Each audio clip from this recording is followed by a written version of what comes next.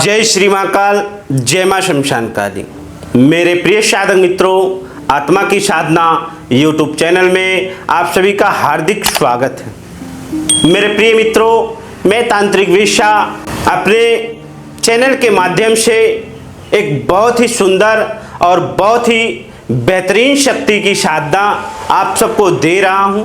आज के इस वीडियो में मां कालका देवी की प्रत्यक्षीकरण साधना किस प्रकार से किए जाते हैं, पूरा विधि विधान सहित पूरे मंत्रों सहित आप सबको देने जा रहे हैं। तो वीडियो को शुरू से लेके लास्ट तक जरूर। तो मां कालिका से साधक संसार का, चाहे वह वशीकरण हो, मारण हो, स्तंभन हो, उच्चाटन हो या विद्वेषण हो, चाहे वह तंत्र का जो लास्ट क्रिया होता है, मारण जैसे घातक प्रयोग को साधक बड़े ही सरलता से, बड़े ही प्रेम से मां कालिका को प्रत्यक्ष करने के बाद साधक ये सारे सठ कर्म मां कालिका को प्रत्यक्ष सिद्ध करने के बाद साधक यह सभी कार्य बड़े ही आसानी से और बहुत ही सरलता से, हमारे गुरु परंपरा में यह साधना बहुत ही प्रचलित है और बहुत ही अद्भुत साधना है। इस साधना को नए साधक या पुराने साधक दोनों ही बहुत ही प्रेम से और बहुत ही सरलता से सिद्ध कर सकते। मां कालिका की जो भी साधना होती है वह आम गृहस्थ लोग इस साधना को सिद्ध कर सकते हैं। मां कालिका को प्रत्यक्ष करके इनसे काम ले सकते। मां कालिका के माध्यम से साधक बड़ी से बड़ी बीमारियों को ठीक कर सकते हैं। मां कालिका यदि साधक को सिद्ध हो जाए तो चौकी और दरबार साधक लगा सकता है। किसी भी व्यक्ति का भूत भविष्य वर्तमान अच्छे से कथन कर सकता है। मां कालिका को यदि साधक साधना करके, जप करके, तप करके कालिका माता को यदि साधक प्रसन्न कर लेता है, उनके माध्यम से साधक किसी भी व्यक्ति का भूतकाल भविष्य वर्तमान अच्छे से कथन कर सकता है। बड़ी से बड़ी बीमारियों को बांध सकता है, रोक सकता है और इलाज कर सकता है। चौकी और दरबार भी अच्छे से और बेहतर तरीके से लगा सकता है। यह जो साधना होती है, यह साधना नवरात्रि स्पेशल है। इस साधना को यदि साधक पूरे नवरात्रि में इस साधना को, साधना के समस्त नियमों का पालन करते हुए सिद्धि करता है तो मां कालिका साधक के सामने प्रत्यक्ष होके वचन देती है और साधक से वचन लेती है।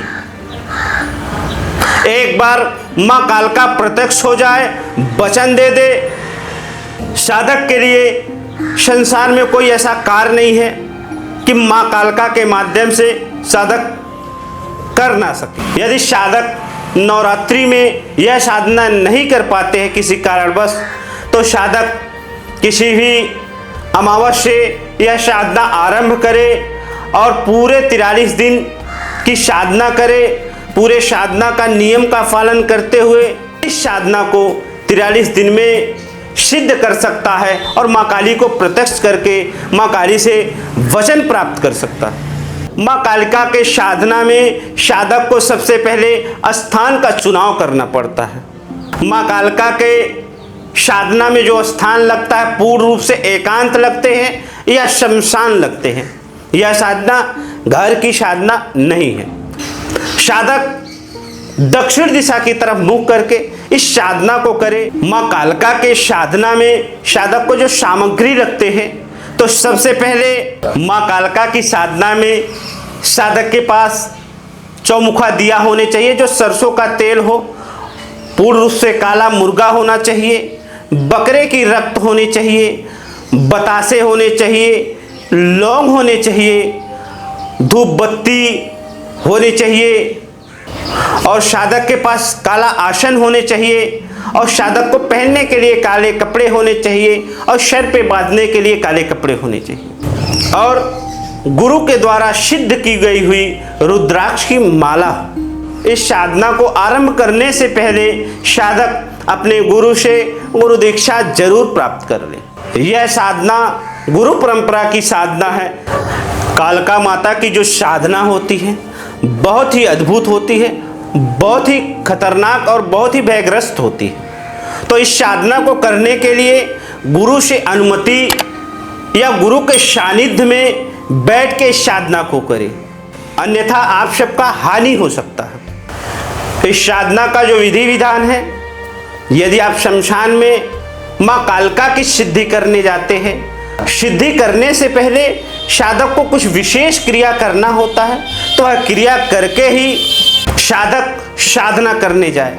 जो विशेष क्रिया होती है कि साधना वाले दिन से एक दिन पहले साधक शमशान में जाए, शमशान को प्रणाम करे, शमशान से आज्ञा मांगे, शमशान काली, शमशान भैरव, शमशान के शमशानेश्वर, भूतनाथ, प्रेतराज सरकार को भोग दे के और वहाँ एक अपने लिए छोटा स्थान मांगे, शमशान में भोग दे के और शमशान में साधना करने की आज्ञा मांगे और एक छोटा सा स्थान मांगे कि मैं इस स्थान पे साधना करूँगा।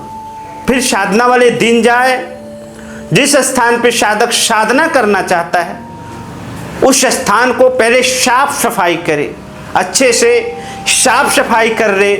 फिर साधक थोड़ा सा गंगा जल ले या पानी ले, जैसा भी वहाँ छिड़काव कर दे। फिर साधक अपना आसन लगा दे।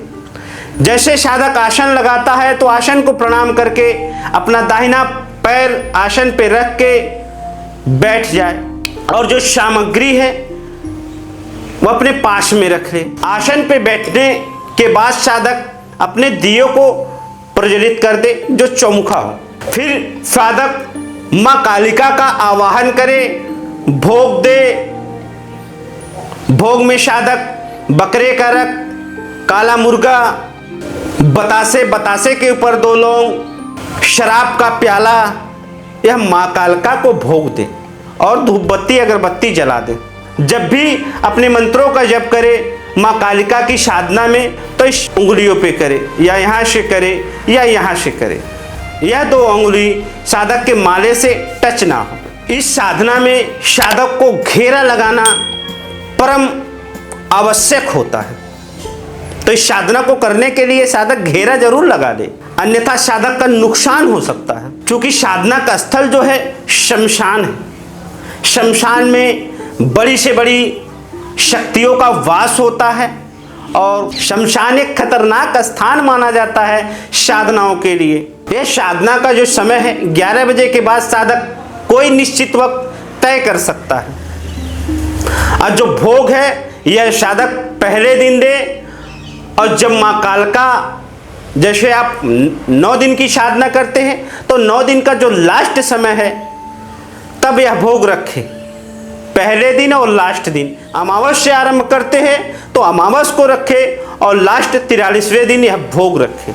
उसके बीच में केवल दिया ही जलाए और धूप बत्ती अगरबत्ती ही लगाए और साधना करते रहे। माँ कालिका के साधना में जो अनुभव होते हैं बड़े ही अद्भुत होते हैं। माँ कालिका के आने से पहले शमशान में चिल्ल गुहार चालू हो जाता है। शक्तियाँ घबराती है, धड़धड़ाती है, गप गप गप गप आवाज आती है, आसमान से बिजली गिरना, कड़कड़ाहट की आवाज आना और बवंडर जैसे तूफान साधक के आसपास मंडराना और काली घटा छा जाना, यह साधना में अनुभव होता है। और पहले दिन से साधक को अनुभव प्राप्त होने लगते हैं। इस साधना में जब साधक मंत्र जपता है, ध्यान करता है माता का, तो साधक के आसपास बहुत ही खतरनाक बवंडर तूफान बने रहते हैं जो कि साधक के आसपास ही रहते हैं और मंडराते हैं। पूरा शमशान चिल्लाता है, शमशान की चिताएं चटपट चटपट खटपट ऐसे आवाजें आने चालू हो जाते हैं। कोई रो रहा है, कोई जमीन से कुछ उठा उठा के खा रहा है, कोई चिता से निकल रहा है, कोई कहाँ से आ रहा है, ऐसे साधक अपनी खुली आंखों से देखता है।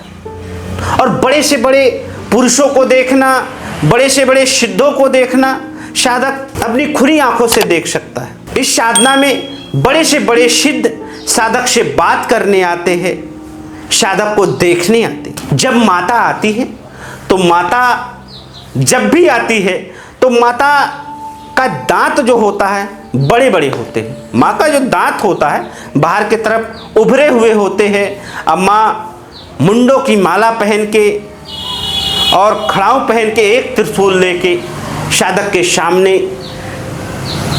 प्रत्यक्ष होती है। माँ का जो हाइट होता है वो तकरीबन 14 से 21 फीट तक होता है। तो जब भी माता अपने उग्र स्वरूप में आए साधक के सामने तो साधक माँ से हाथ जोड़ के प्रार्थना निवेदन करे, हे माता, ये आपका उग्र स्वरूप हमारे दुश्मनों के लिए है, आप हमारी माता के स्वरूप में आए। तो माँ का जो उग्र स्वरूप रहेगा एकदम धीरे धीरे धीरे परिवर्तित हो जाएगा और माँ के सामान्य हो जाएगा। जब माँ स्वयं रूप में हो जाए तो माता को साधक जो माला लेके जाता हार वह माँ के चरणों में अर्पित कर दे और भोग माता को समर्पण कर दे और माता से 3 वचन जरूर ले ले। मेरे प्रिय साधक मित्रों, यदि आप सभी को यह साधना अच्छी लगे तो चैनल को लाइक सब्सक्राइब जरूर करें। और जो भी हम आप सबके बीच में साधना लेके आते हैं वह गुरुमुखी साधना लेके आते हैं। गुरु परंपरा में सिद्ध होने वाली साधना है। यदि किसी भी साधक को हमारे सानिध्य में माँ कालिका की सिद्धि करनी हो तो हमारे नंबर से संपर्क करें। हम जो भी साधना करवाते हैं प्रत्यक्षीकरण साधना करवाते हैं और हम साधक से दक्षिणा तभी लेते हैं जब साधक को शक्तियाँ प्रत्यक्ष हो जाती है, शक्तियों से साधक के वचन हो जाते हैं और साधक संतुष्ट हो जाता है, तभी हम साधक से दक्षिणा लेते हैं। मेरे प्रिय साधक मित्रों, हम आप सभी से विदा लेते हैं। जय श्री महाकाल, जय मां शमशान काली, हर हर महादेव।